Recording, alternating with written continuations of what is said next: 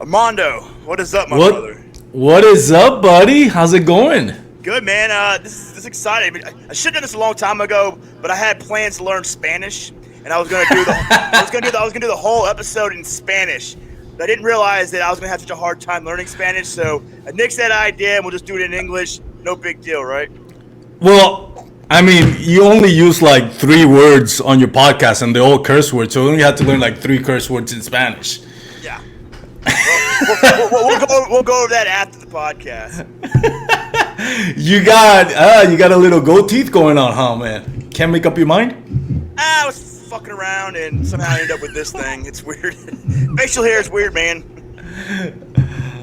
So Looks cool. well, good, dude. How you been?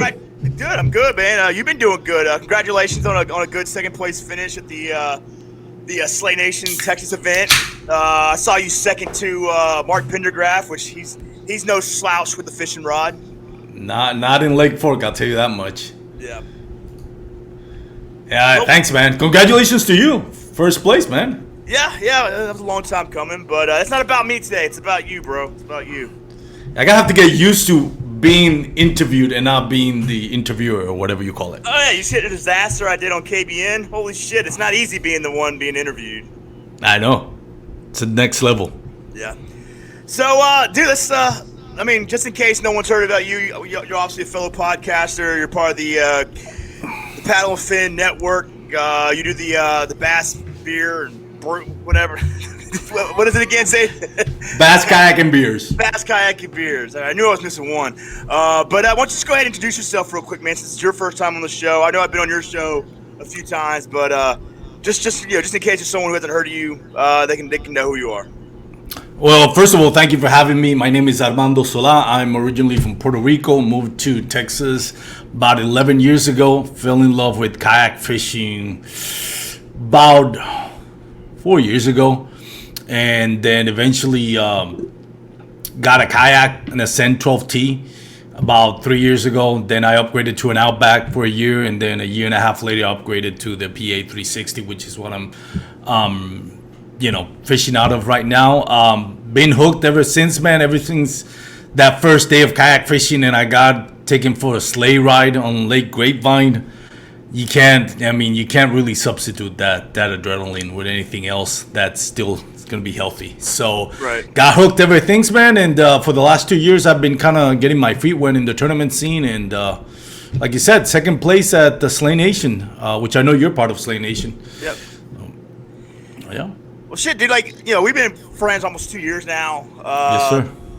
But this year's been different, man. You've been fishing for at least I know 2 years. Yeah. But this year you can actually see these great improvements, man. Not just with your fishing, but obviously with your video and things like that. So it's starting to come together for you. And granted, it's getting closer to the end of the season, but to get a good second place finish in Texas, I think is no matter how big the event is, that's a pretty good accomplishment because Texas has got a lot of people in there. They know how to fish, but. What's been the change, man? What made this year so special? Well, it's time on the water, man. And for those that don't know, I've said it on my podcast before. One of the big reasons why I have a podcast is because of you. I wanted to get involved in kayak fishing. The buddies that got me into kayak fishing, life got in the way, and they're no longer kayak fishing. One of them has a bass boat. The other one doesn't fish at all for whatever reason. I don't know how you give up on kayak fishing, but life got in the way. So I wanted to get to know people and talk to people in the kayak fishing community to learn, because you can only get so much out of watching Fluke Master, which I really appreciate it. It's great for beginners, kind of learn the basic, but there's no substitute for time on the water. And for the first year, man, it was just I was catching nothing. Every now and then I would stumble into a bass, but I didn't know what I was doing. So the idea of coming up with a podcast came because of my wife. She always listened to podcasts. I'm like, what is it that you listening to all the time? And it should be podcasts, granted not kayak fishing podcasts, but just I don't know, whatever girls are in, those true stories, true crime podcast kind of thing. Like Men from Mars and Women from Hell or something like that. Yeah, something like that. Yeah. So I listened to your podcast, Paddle and Fin and KBN, and hooked off the waters. And so I decided I wanted to start doing a podcast. And I kind of put it out there So I would pressure myself to do it. I put in social media. And right about the time that I was like, I'm not going to do this. I just don't feel comfortable putting myself out there. Yeah. You texted me and I haven't even met you. And you were like, that supporting a father with tough loves, dropping F-bombs and telling me, go do this. Stop being, what. And I'm like, I'm going to do it. So that helped me out a lot. That's been the key, I think, to me, being time on the water and being able to get people on my podcast to talk about kayak fishing. Yeah. Just kind of learn, because you can watch a video, but you still have questions. But when you talk to people, one of my when I started the podcast before I got into Paddle and Fit, it was like the real life, which was life stories, which I modeled after what you had in Dark Waters. Obviously not trying to copy it, but I like the fact of that, storytelling, life stories. I got that episode, the first episode you did with Kate, Catherine Fields. Yeah. That to me was kind of like the inspiration to do stories like that. But then I did the kayak fishing 101, and even though I put it on the podcast, that was more for me to get these anglers to, give out some of their secrets and some of their techniques. So I figured I'll put it on the podcast, even though it's not in my wheelhouse as far as doing interviews.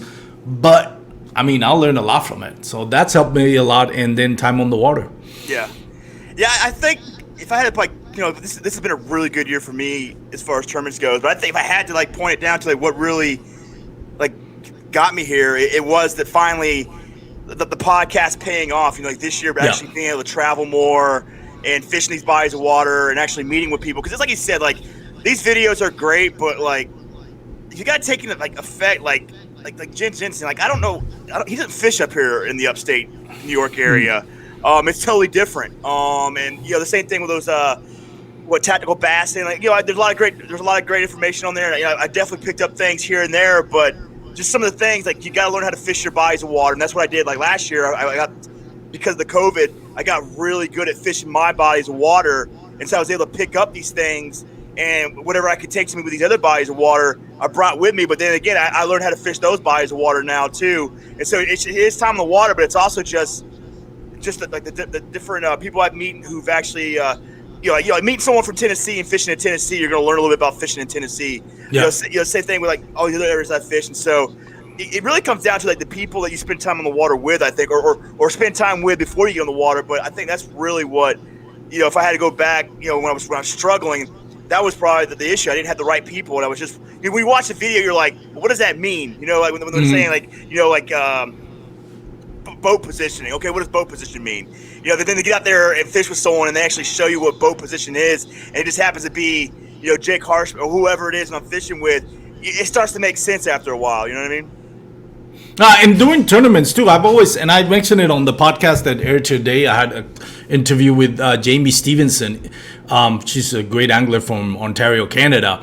And I mentioned it, even if you're not interested in competitive kayak fishing, but you're interested in enjoying and getting the most out of kayak fishing experience and being able to catch fish, go join a local club tournament. You don't have to spend the $250 for Hobie BOS or Bassmasters or KBF.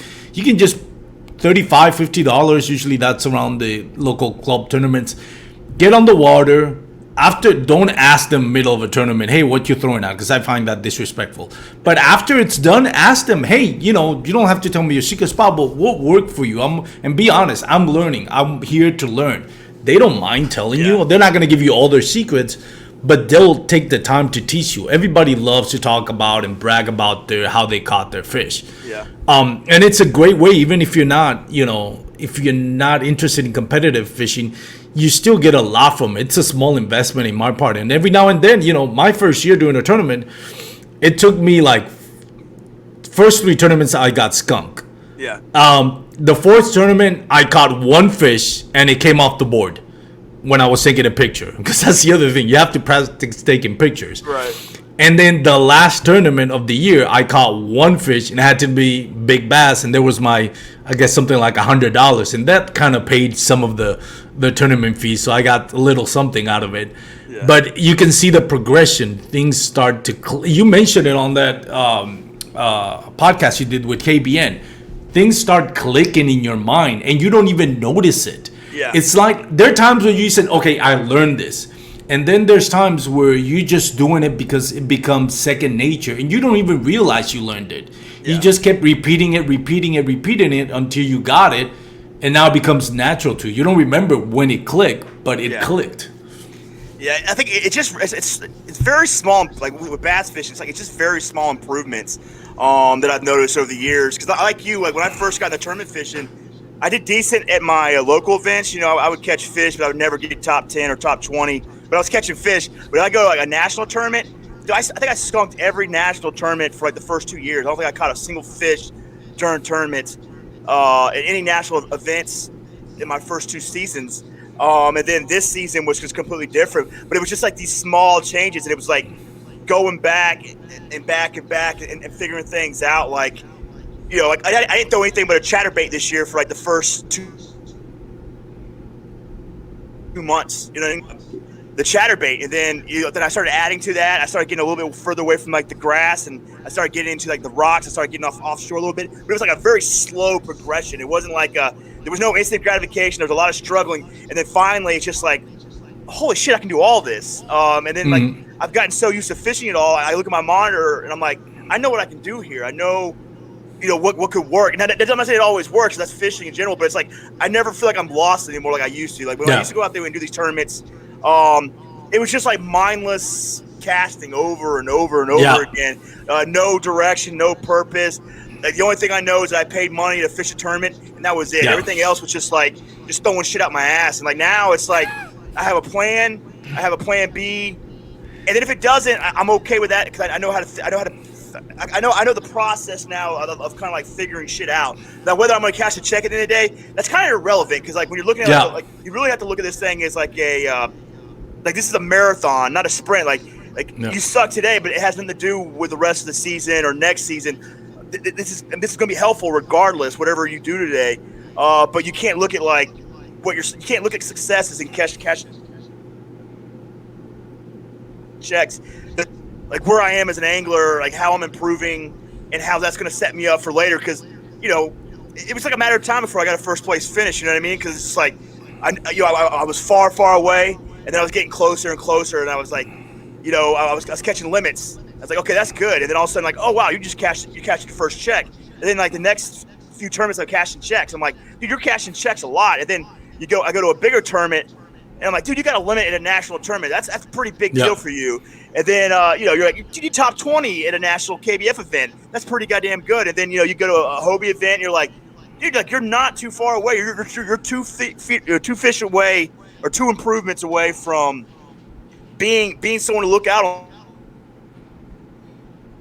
on the leaders board. I mean, if it's two more fish upgrades at like the Susky, who knows where I would have been up in the lineup? But it was just that close, and that's progress. I think that's the success. That's a success. And then next thing you know, I get first place at a pretty big event up here in the Northeast. It's just like never saw it coming because like I said, there's no instant gratification. It's a slow progress. Yep. There's a lot of shit happening. You're learning, and then like then one day you're just like, holy shit! Like I'm still like when I look at my first place finish at New Hampshire, I'm like, I can't tell if that was luck or skill. You know what I mean? I'm sitting there trying to figure it out because it happened so gradually and so unexpectedly. But it's just like you got to take credit for it somewhere because of all the hours that you put in, all the videos you watch, the map study.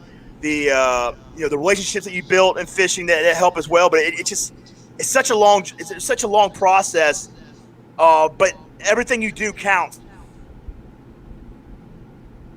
before you get to a tournament that's going to kind of like because now I got some little bit of momentum this season, but it took a long time and a lot of shit to get to that place. If that makes any sense. No, it is, and one of the things that I think it was on the podcast where you were KB, and by the way, epic podcast. I was driving to Lake Fork the day before, and I almost drove off the road driving, man. That was awesome. I got back from Lake Fork, and I told my wife, because every now and then she'll listen. She loves listening to you when you're on my podcast. And she's like, you got to listen to Josh Smith. You got to listen. She was cracking up so hard. But one of the things that mentioned on that I think it was that podcast that says you have to put yourself in a position where luck plays a factor. Because I Yeah. hate it when people throw that, oh, you got lucky. No, you put yourself. You don't catch Yeah. 5 fish. You don't by pure luck. Right. Much less the biggest bag of the day by pure luck. Right. You have to put yourself in a position to be lucky, and the only way you do that is by having a plan, having knowledge of what the body of water you're going to be fishing, Right.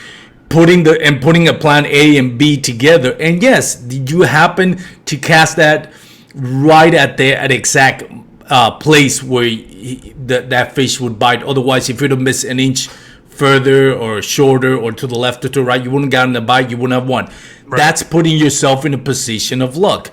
When I was fishing for the JT tournament, and it was a month-long tournament, my first day out of the water is like it got hot. Water temperature in the creek was 92 degrees. And I'm thinking, I'm leaving this place now, and I don't have time to throw a Ned rig.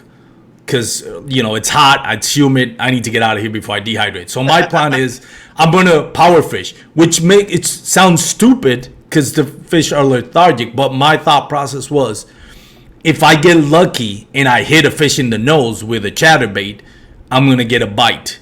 Yeah. Because I don't have the time to just play with a Ned rig or weightless Senko wacky rig to see. So that was my plan. And sure enough, I would cast into brush piles and just slam it in there and just reel it back in. And sure enough, I hit a bass in the face, happened to be 21 and a half inch, and I caught it.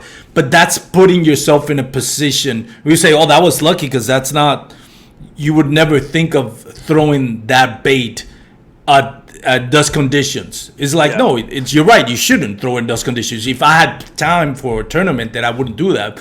But the point is, sometimes you have to kind of think outside the box, and sometimes you get lucky. But Yeah. it's because you put a plan in place. Well, yeah, I mean, and that's 100% correct. 'Cause I think there's no way to deny that there's a lot of luck that's in this game. Yeah. Like, you're right. Put your position. You got to put yourself in a position to be lucky. And that's like one of the things that I learned. Like last year was a complete disaster at tournaments. I was just sporadic all over the place.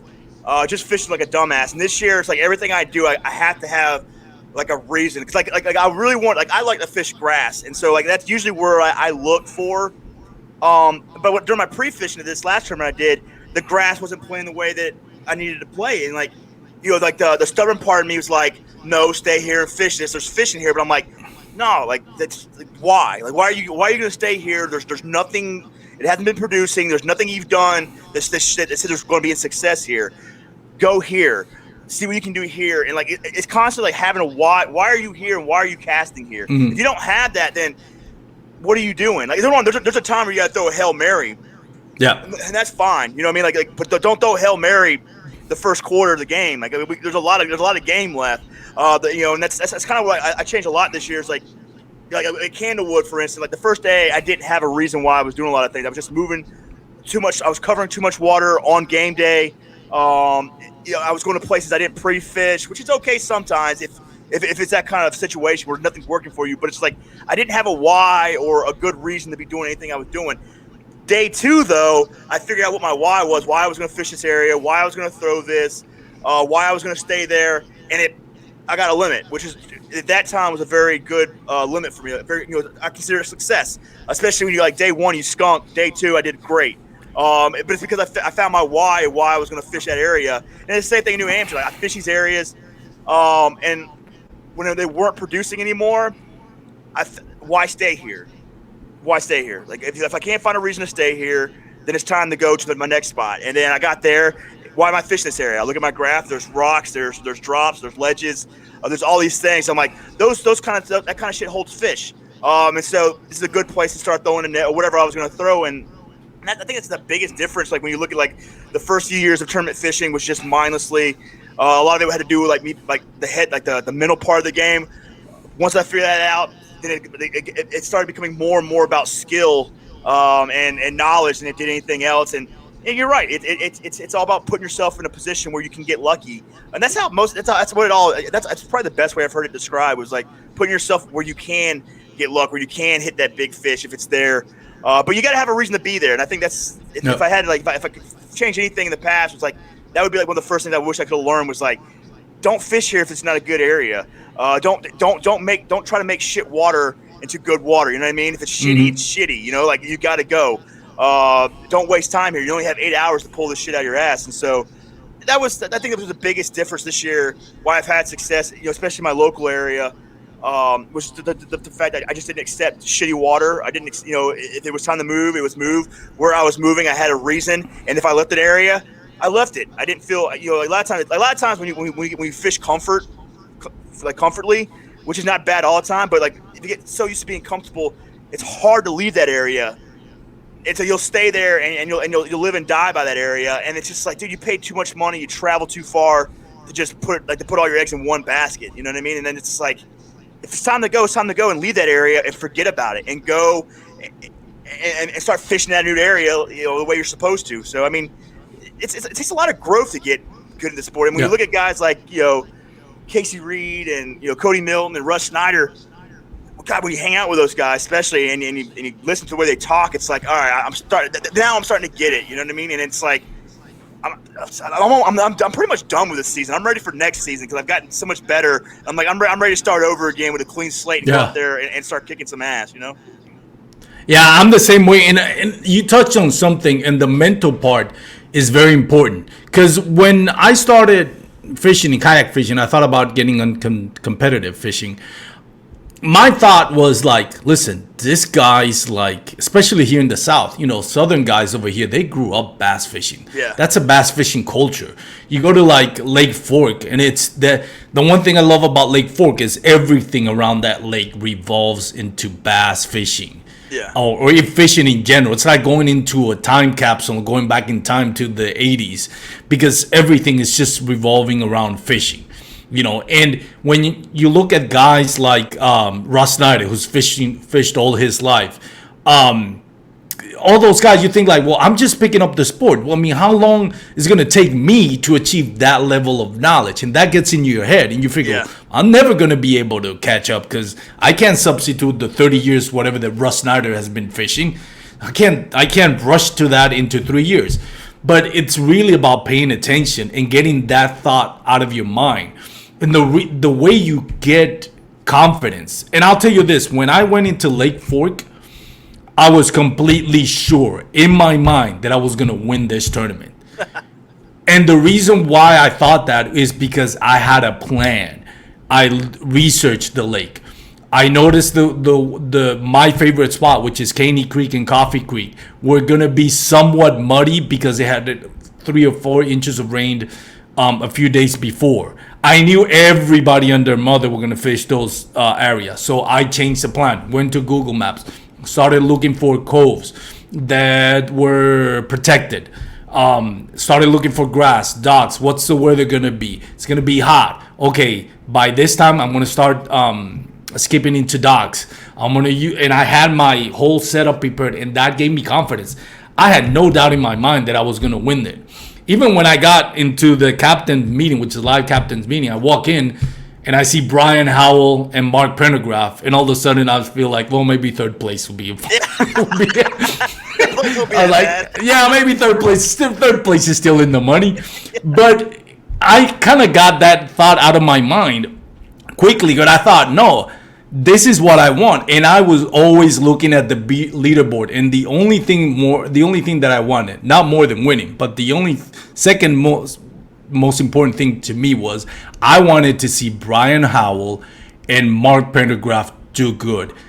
I wanted to beat those guys at their top of a game. I was not gonna feel sorry for myself. I have that mentality that I was gonna go out there and make it personal that Mark Pendergraft and Brian Howell are here. And I say that with the utmost respect, understanding that these are 2 of the top anglers right now.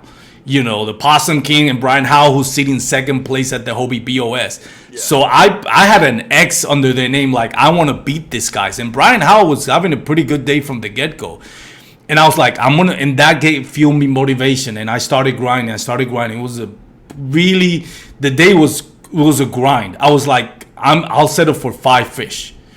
But my first fish was early in the morning. It was a 21 and a half inch, and it's game on. I would look at the leaderboard, and I'm like, Brian, Mark, I'm coming for you guys. And that kind of like spirited mentality got me into like, instead of when 2 hours passed and now I haven't caught a second fish. I didn't caught my second fish to almost halfway to the tournament, and that was a 19 and a half, similar to your story when you were and it's funny because, all jokes aside, that interview you did to KBN helped me a lot, because my day was shaping up exactly like yours, with the exception that I started with a 21 and a half inch, in the first hour. But other than that, then it got, the grind was like slow, and I had to think and look around. What am I, outside of my plan B, what am I looking at that's changing?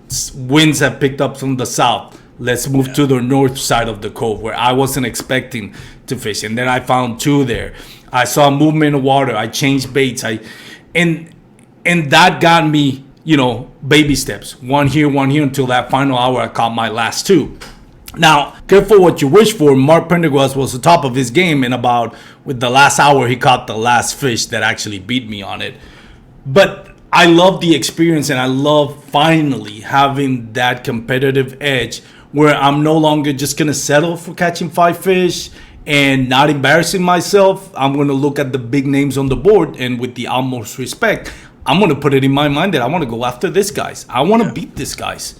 And that is very important when you're going to fish a tournament, because at some point you're going to get tired of giving people money away. Yeah. Right? You, at the beginning, you're like, okay, I want to learn. That was the first year. This year, I'm like, no, now I want to start taking names down. Yeah.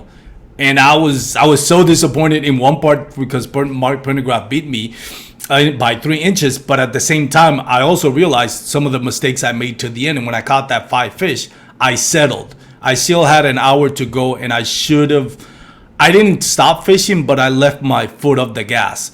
That kind of gave me like, okay, finally I caught 5 fish. And I looked at the leaderboard, and I knew if Mark gets that 5th fish, he's going to beat me. Even if that fish was about, which I think it was, 15 inches, which is more than doable in Lake Fork, he's going to beat me. But I was so psyched. There was such a high of me like trying to get that last 2 fish. So when I finally caught that fish, there was kind of like a relief, and I left I took the foot off the pedal. I should have kept fishing like I needed more fish. I needed to call that 13 inch. But I kind of settled. Not that I stopped fishing, but I stopped being more aggressive, and hope that Mark Pendergrass didn't catch that fish. And that's a learning experience for me. Next time I know, I can't let that, because you get to a high and then you catch that fish like, yeah, and then it kind of like, normal, we're humans. You kind of like lay back a little bit, and you have to fight through that complacency and say, no, I need to, if I have 90 inches, I want to go for 100 inches. Yeah. Even if I'm winning by 15 inches, don't lift the foot off the pedal until that line's out time. Yeah, I mean, that's a good point. Like, it's like, my tournament, I didn't catch my 5th fish until that last hour. And I caught it right when they turned the leaderboard off. And I didn't know what the score was. I knew that I caught a big fish. I remember the last leader had 86 inches, and I'm like, shit, I think I'm in first. And so I'm like, well, shit, dude, I gotta catch it. Well, I got to upgrade. I was at 88 inches. Like, I have to get 90 inches. I got to seal the deal. But I tell you what, though, I was exhausted. And I had about 50 minutes to fish to try to find the upgrade, like a 13 3/4, which should have been easy. But I mean, it's so hard to figure out. Like, if you're not used to being, and this is something I learned at like one of my first tournaments this season at Cayuga, where I took 4th, was like once you get in the lead, it's so like scary and tired. Yeah. For one, you're exhausted, especially in that last hour. 2, it's like, well, what do I do? Do I stay here? Do I go? Do I throw a Hail Mary now? What do I do? And you're battling fatigue. So now your mind's like, and not that, but you're starting to get nervous now. So once you start getting nervous, you start questioning your decisions, whether it's to stay, to move. Why am I moving there? What is the right decision? Like, how do I maintain this lead?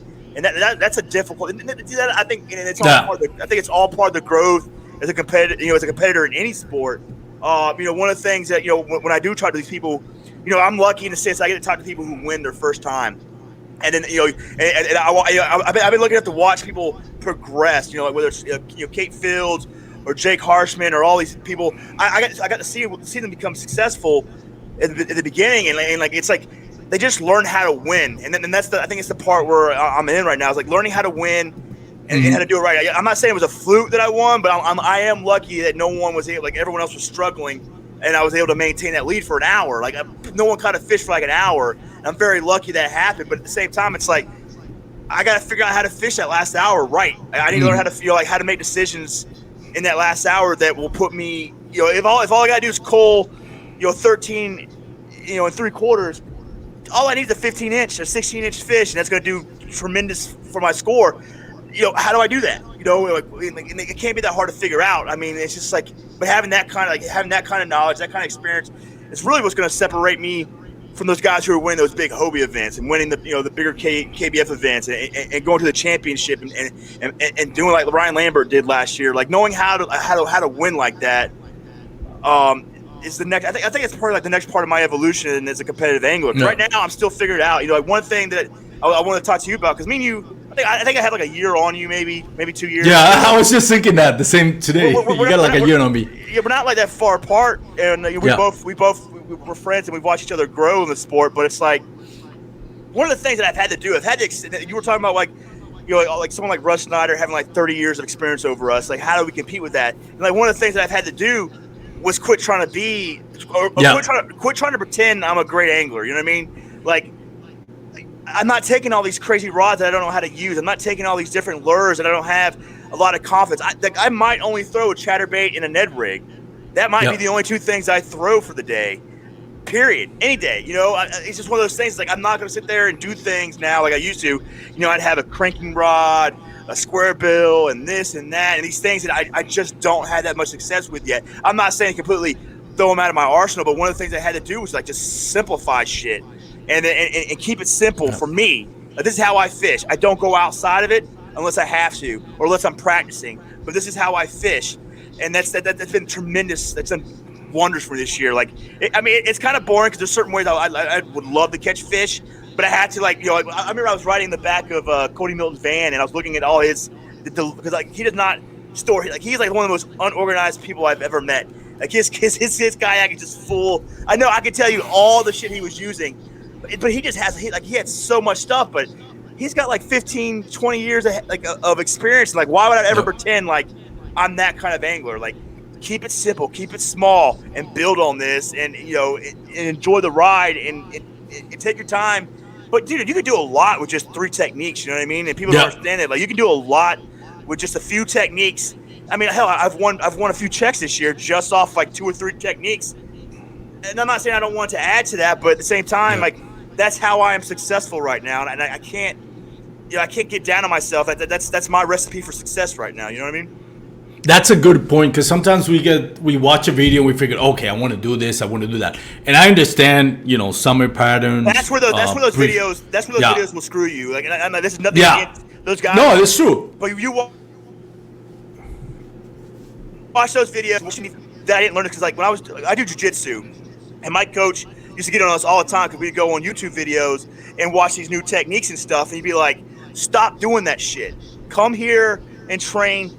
Learn what I teach you, and then when you get better, you can start adding to your arsenal. But you need to keep it simple. You start adding too much to your arsenal, and that's probably why I was so strung out like the first 2 years. It's like I had everything, thousands of dollars with the equipment, and I couldn't use any of it, and I wasn't catching fish because like that's not working. This is working. And like, I'm watching all these YouTube videos, and they're telling me to do this, telling me to do that. Yep. So I'm sitting there trying to learn 1,000 different techniques. Where I don't know. I think it was Bruce Lee who said like, like the one guy who practices, one technique 1,000 times is a little more efficient than the guy who practices 1,000 techniques a few times. So that's, I don't know why it took me so long to learn that, but like this year I kept it really simple. It helped that I had the Sticks rod setups where it's just like,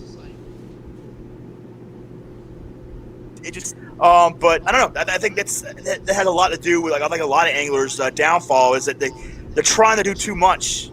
You know, or Yeah. they're trying to have too much. It's just like you got to accept, like, first you got to have like real expectations, and then you can't lie to yourself. Like, if you're not Yeah. don't pretend you're a great angler if you're not. Like, you can still pull this shit out of your ass. You can still win, but you got to be honest with yourself and the techniques you know and the things you're comfortable with, and then and start with that. Like, having a real base to like the pyramid that you're trying to build.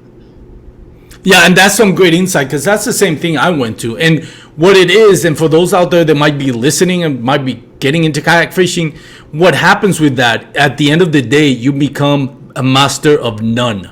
Which means you have mastered not a single technique because you went jumping around from one technique to another, thinking that the rod was the problem, thinking that the choice of line was the problem, thinking that the bait was the problem, where actually the problem is you're jumping around and going too deep into the rabbit hole and not enjoying the experience.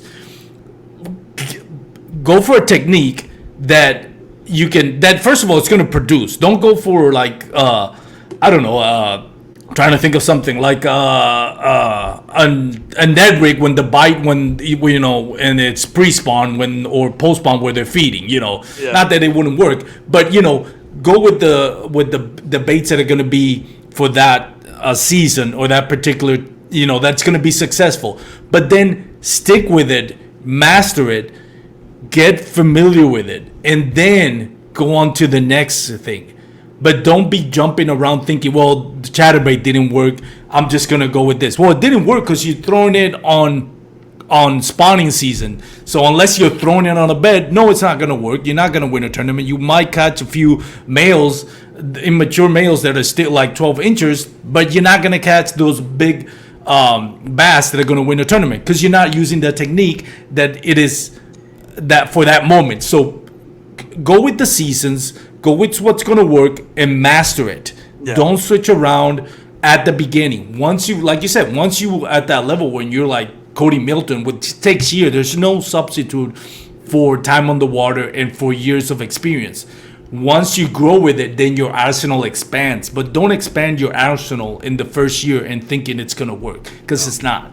No, in fact, you're gonna be like me. It's like 4 years later, and I got a wall of lures. I'm probably never ever gonna. I got like a shit ton of crankbaits. I'm probably never gonna use. I should probably sell them and buy the shit that I need. But I mean that's the sport though. That's the industry. Like I mean, like if you're relying on YouTube videos, those guys are. It's not that they're really trying to sell you stuff, but they're trying to entertain people and keep people coming back to their channel. So they got to keep throwing things out there. And I mean, it's helpful, but like when you're trying to catch, if you're fishing tournaments your second year of fishing, and you're and you don't have the discipline to sit there and throw a chatterbait for 30 minutes because you want to switch to a crankbait because you think it's a good idea. It's just, I don't know. That was like one of my biggest downfalls. And the moment my kayaks flipped last year and I lost everything, that's when I started getting better. That's when I had to like rebuild my arsenal. And I'm like, why? I'm not buying 20 fucking rods anymore. Like I was just lucky that Sticks had. They brainwashed me and they convinced me that's what I needed. And whether it's right or wrong, I don't know. But it fucking helped me, and I was excited about. I'm excited to be part of the Sticks family because it kept fishing really simple to me, and that was, like just tremendous. I mean, great. I probably could have done it with any rods, but it was just that those two guys grabbed a hold of me when they did, and I think that's just it's just weird. Like when you watch guys like us and you see the growth. And then, but also the people we know, like Cat Fields and people like that. It's like, dude, it's anyone's ball game if you're willing to go through the shit that we go through and learn the hard lessons that we learn. I mean, you can cash some checks in this sport, Yeah, and look, Catherine Fields has gone where she's gone right now at the Hobie BOS. She's ranked higher right now than Christine Fisher, one of her idols. But the reason for that is because Catherine Fields, when you look at it, and don't mean this in the disrespect, but her, her younger days are past her, and she's fishing against like Christine Fisher, which is a lot younger than her and still has more experience than her. Plus, add to that Catherine Fields used to fish in Utah, which no way translate into the bodies of water where she's fishing now. But how did she do it? Time on the water. She spent time on the water. She would find local anglers, and she would listen to what they had to say, and she would put it in practice, and then repetition and repetition until she found her niche. Is she the most all-around angler? Probably not, but she knows what she is and what she's not. Yeah. And that's the key to your success. You got to know what you are and what you're not. And how to win And you with can, it. yeah, Win with it. and doing that process on your off time when you're not in a tournament, practice on what you're not. So at that point, you can be like the Cody Milton, the Russ Snyder, where they can, adapt to any and every situation. But at the moment, go with what works for you. Yeah, no, I agree. That's like I said, realistic expectations and being honest with yourself, like with what you're capable of. I think will go a long way in this sport, especially those early years. Don't worry, in 10 years we'll be talking a whole different shit. You know what I mean? Like we'll be talking about our shows will probably become more skill based shows where we talk about the Pacific. Yeah. But right now we're just like, I just want to fucking check it. I don't know how. That's pretty much it. But yeah, I mean, I mean, what else can you mention about it that we already haven't said? It's just putting the time on the water and just knowing who you are and what you're not. Yeah, and that's it. Yeah. So get off that a little bit. The podcast, man. I feel like like I was there in the early days and I've watched it grow. You are. I was one of your early guests, and I think I'm happy that you kept doing it. And I was proud that when I heard you were going with paddle and fin, I thought that was a pretty good idea because it increased your reach and it gave you a lot more opportunity. It's been a struggle doing this shit by myself, but still at the same time, it's still your baby. It's still your idea, and I think it's gone a long way. It's like, what do you feel is next for you with the show? Because that's what I'm trying to figure out. Because I'm getting ready for the season to end. I got to take a break. Like I've been going hard since COVID. So like eventually I need to take like a month, and I'm just trying to think like, how do I build? What do I add to this podcast? Everyone likes it, but if everything changes and new podcasts are coming out, so you got to be always evolving. What are some of the things that you think about, like what to do with your podcast, like how to change it up, future evolutions of what you're doing? Well, here's the thing. When I look at the podcast and what I do with social media, and this is my advice to anybody that's out there who wants to get involved in social media as far as kayak fishing and other things, put the community first. Yes. If you put yourself before the community, that's going to show up and that's going to turn people off. I put the community first. I don't ask whoever I bring as a guest. I understand some of the guests are bringing have a bigger reach, and I benefit more from having them on my show than them being on my show. So I try to do my best to promote them, to let them know, hey, I understand I am gaining more by you coming here than you are by coming here. So whatever I can do to help you, let me help you. And that's the way I've gone about it. Right now, what I'm trying to do is give the tournament anglers their space so they can get more popular and help them become monetize out of social media, because I think that's the next evolution in the kayak fishing sport. But at the same time, I like to bring responsible content creators, and when I say responsible content creators that I that are putting the community first, not trying to make a quick buck out of the community, and expand. Get people from different areas. And so far it's worked, and I like the storytelling. And I'll give you an experience that you're gonna love. When I was signed up for the Lake Fork, a guy named Jeremy McCormick, shout out to him, messaged me and it says, hey man, come up to, if you want to stay at our place, we rent it, let me know. Perfect. I show up, the guy has a Dark Waters cap, big Dark Waters sticker on the back, and he's like, and it was a very humbling experience because he was like kind of bashful at first, and I was like, yeah man, so thank you. And he's like, kind of broke the silence, says, you don't understand, man, I'm such a big fan of you and what you're doing. I'm super excited that you're here in the podcast. And that was very humbling for me, because I'm like, I didn't think I had a fan base, but I guess I do. All this time I was thinking, I hope he's not confusing me with Josh Smith, because I see the sticker, I see the hat, and it's going to break my heart if he thinks I'm Josh Smith. Do I drink so much that I sound Spanish sometimes? I'm like, I hope he doesn't think I'm Josh Smith. Puerto Rican, but I'm just drunk. So no, he did know who I am, but he's a big fan of you. He mentioned you like he was obviously with the sticker and the cap and your merch that he was repping on the tournament. He's a big fan of you as well, probably more than a fan of me. But that kind of thing fuels me to keep doing the podcast because, like you said, it's a grind. I'm fortunate to be in paddle and fin where honestly Brian Schiller carries most of the weight, Yeah. and Dan Perry. Whenever I'm short of a guest, hey Dan, who's connected with everybody in the kayak fishing community, I need a guest. Like my last guest canceled on me. Boom, there's somebody there, and 5 minutes later I have a great guest. So it does help me kind of like lift some of the heavy weight of not having to upload it myself, not having to edit it, not having to keep messaging people to have special guests. Most of the special guests that I get is people that I reach out to, but every now and then somebody can't make it, so I have to substitute, and that's when Dan Perry comes in clutch and gets me somebody that's usually a name that you wouldn't think of. And to me, that's the thing: get people from different demographics to talk about kayak fishing. Like I just had, like I said, Jamie Stevenson. She was just on my show. Great angler from Ontario. And you can see as soon as she reposted it on her social media, then I start getting followers from Canada being interested in my content. And that's the key.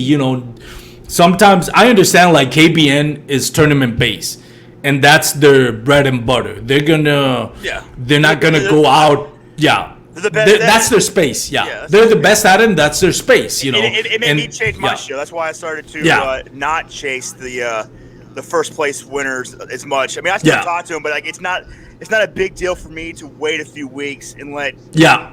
I think KBA does a better job at that kind of talking than I do. You know what I mean? Like I'm the fun guy and the bullshitter. I can bring a number one guy on and we won't even talk about winning the tournament. You know what I mean? It's just like, but what those guys do, I think, is they're the best at it. And the same thing with a lot of I don't talk about new gear a lot of times because I think that Brad and Josh's show does great doing that kind of shit. So it's knowing you're like where you like we're like this, it's such a big space and we can all find our little spot in it, if that makes any sense. And one of the things that I've noticed, and you probably noticed too, is people gravitate to you as a person. I remember I went through a spot where and I just let her out of the room, but my dog who has cancer, when she was diagnosed with cancer, that was horrible for me because I don't have kids. I was like, I was like, I didn't want to record a podcast, but I didn't want to let Brian Schiller down.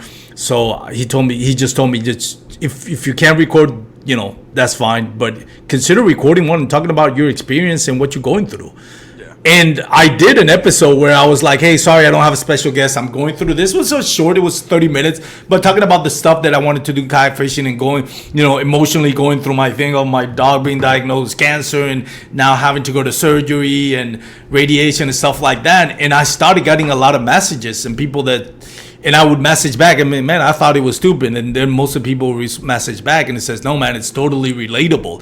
Shows you're human, which, obviously. But stuff like that, being yourself, has helped me a lot. Now, I'm not going to do solo episodes all the time, but I want to do something where it's not just tournament fishing. It's just people and their life and how kayak fishing revolves around their life and has helped them through their life. Right. Yeah, I mean that's like my podcast is so weird because it doesn't have like a direction. Like, you know what I mean? Like I don't know where. I still don't even know what my niche is.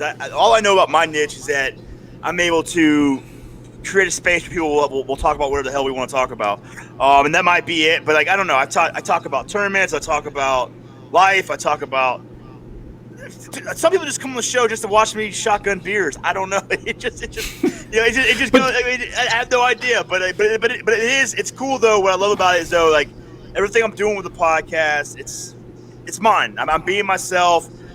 It's uncompromising. It's exactly how I want it to be. I don't have a producer. I don't have anyone I answer to. I do things the way I want to do it. And it's done really well. A lot of people like that kind of flow. I think because it's like a lot of people that listen to my podcast are driving back and forth to work, and these are fish heads. If they're not fishing, they want to talk about fishing or listening about fishing, and and if it's entertaining, it's going to be entertaining. If it's something that's going to hit, touch the soul, like talking about your dog or whatever, you don't care. They just want they want something good to listen to. They want to be entertained. They want to feel, and that's what I love about podcasts. I think podcasts I think it's one of the best things ever created. Like I want to be a podcaster. I want to be a professional podcaster. I love what podcast does for people. No, and that's a great thing. I now have worked alongside with a guy called Charlie Wells, and you can follow him on Instagram, DG Wells, and he's like a marketing guru, and he wants to get involved in helping fishermen kind of like monetize and help them. So I'm kind of like his rat lab, where he kind of gives me guidance, but he wants to know how the the fishing as related to growing the social media works, because it's kind of like symbiotic relationship. Now he helps me, but he also wants to learn more about how you can transfer the kayak, your social media, your podcast, YouTube, into actually getting money and reaching out to other people. So we feed out of each other, and today we just had like a business meeting out of it. And one of the things he was telling me is like, think outside the box. Look for those people that you normally, if you're always going to have Russ Snyder, then what's the point? You're only going to stay with this amount of group. The Russ Snyder following may follow you, but that's as far as it's going to go. Right. Whereas if you go people that's outside the tournament, one of the guys that I had last week was Frank Twiggy Reed. And we started talking. It's like before we started recording, it was like, okay, let's see what we can talk about. Because he's one of those guests that Dan Perry got me because last minute cancellation. So when he started talking to me, he's like, yeah, man, I used to jump out of planes in the middle of a war zone and kill people.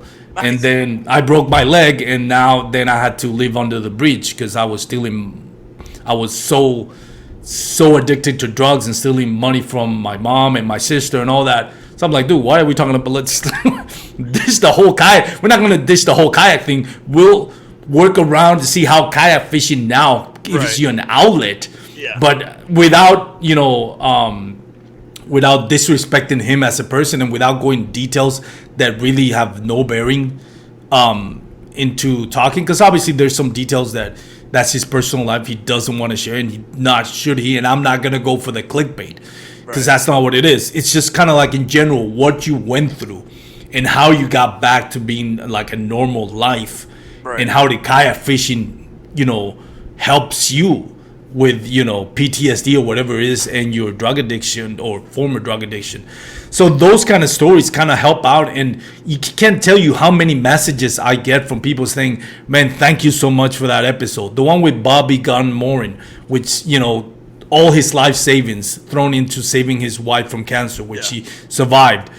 People message me that I'm going through stuff like that with a family member. Thank you so much. And it's people that I've talked that suffer from depression, and kayak fishing kind of helps them go through when medicine can only do so much. Again, people message me, thank you so much. That was a great episode. I'm going through that.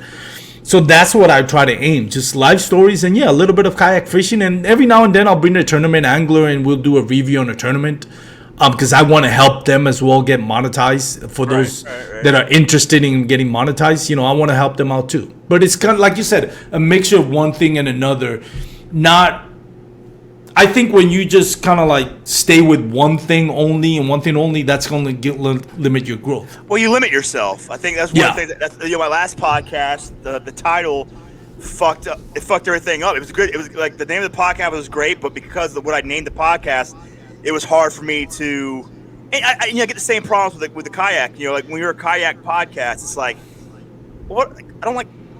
There's so much left in this world to talk about, you know what I mean? So it's like, how do I make that happen? And then you got to be careful, because sometimes you'll kind of like channelize yourself, and like you can only stay this, and that's what, especially the fishing community. Like when you look at like YouTube videos and like the history of like fishing people, I mean, they put out, like back in the day they used to put out like videos or whatever. It's like it's just the same thing over and over. It's the same thing with the hunting channel. You watch the hunting channel. Now it's starting to get better. Now you're starting to get some crazy guys out there blowing shit up and doing cartwheels and throwing grenades or whatever the hell they're doing. But they're making it more entertaining. For the longest time, though, it was all like it was just the same thing over and over again. And that could happen very easily. But like I know, like me, I with podcasts, I try to leave myself as open as possible and not really try to control like what direction I want to. I don't know what direction I want to go. I just know I want to have great conversations, and I want people to enjoy the content that I put out, regardless of what it is. If it's a tearjerker, it's a tearjerker. If it's hilarious, it's hilarious. If it's if it's one of those where like, all right, I'm gonna shotgun a beer to this, that's fine too. But whatever. I just want it to be as exciting and entertaining as I possibly can be, and I want people to enjoy it because I know life sucks, work sucks, and all these things. And if I can give you 30, 45 minutes of entertainment, then so be it. That's my job. That's where I find like my little purpose in life. And you do it well, man. You do it well. I think we were talking to Charlie Wilson about this. Like a lot of people don't understand. Joe Rogan, yes, a lot of people know him because of all the stuff that is being said, all the profanity and stuff like that. And people forget there's a lot of great content out there as well that he provides. It's not profanity and making jokes and all that. It's only going to take you so far. And one of the things that you do well is you bring great content.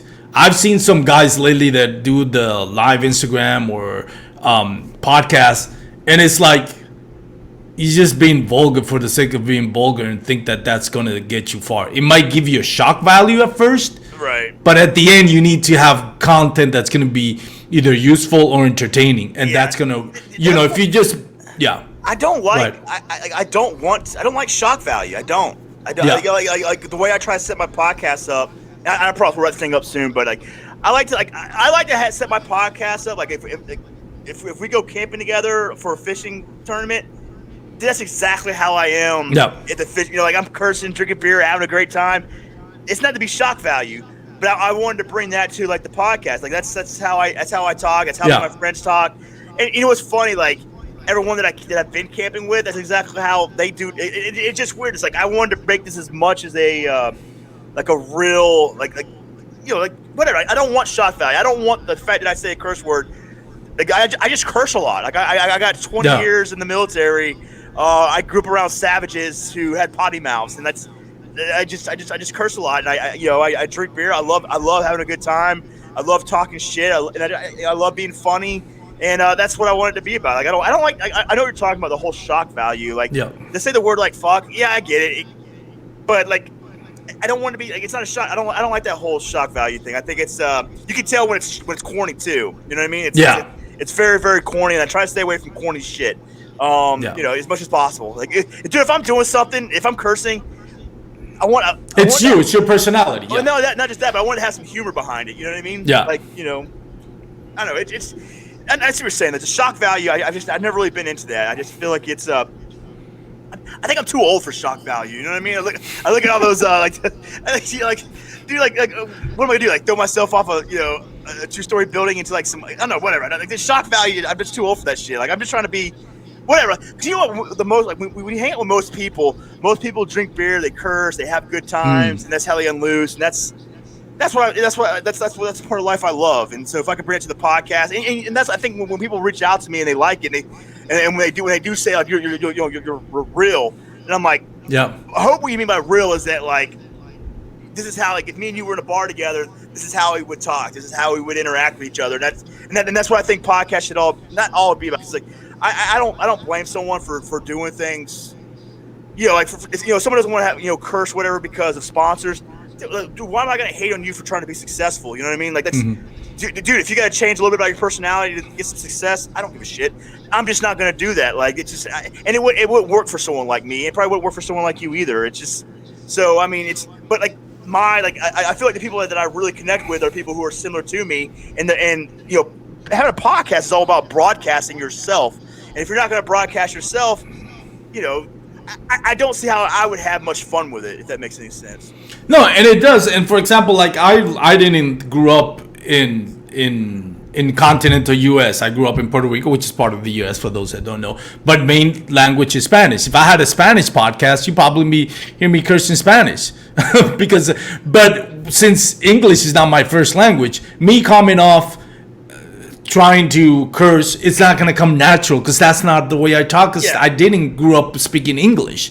It's not my first language, so that's not my my version of cursing in English is whatever show I watched back in the 80s, like Cheers and Sanford and Son and stuff like that. Those, because that's what I grew up watching. Those were the words. Right. If I would have grew up in the United States and listened cable TV all my life, then and HBO and MTV, which I didn't have at that time, then I probably would.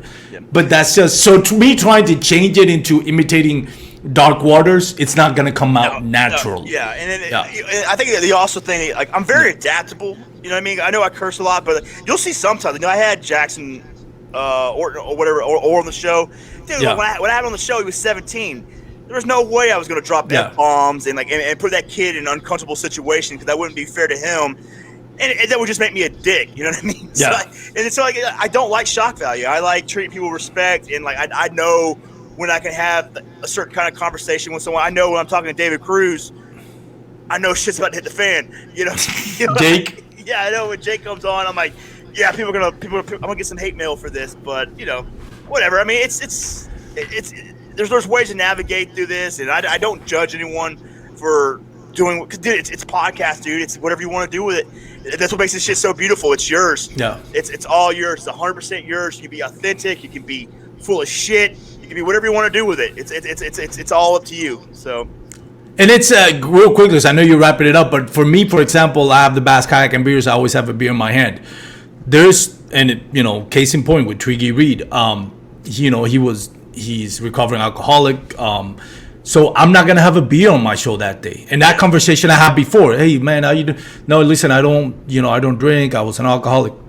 Beer stays out of the podcast today, because out of respect for my guests. I don't want to be chugging a beer and then talking to him, and then who knows where that will lead to as far as his personal life or her personal life. So I adapt as well. It's sometimes you're like, hey, you know what? The beer stays on the fridge today. We're just gonna talk about kayak fishing. It's not always about me just being myself. Yeah. It's also about me respecting my guests and just reading the situation. You know what I mean? And that's why I think a lot of people kind of fuck up with this, is that dude, being authentic is great. I think it's great. You know what I mean? I love being authentic, but I don't see any reason why I have to, why I can't adapt to someone else's personality and beliefs just for that conversation, because I want the conversation to be good, and I want it to be a true conversation. And if you're just constantly just being yourself, I know being myself is it can be overwhelming for some people.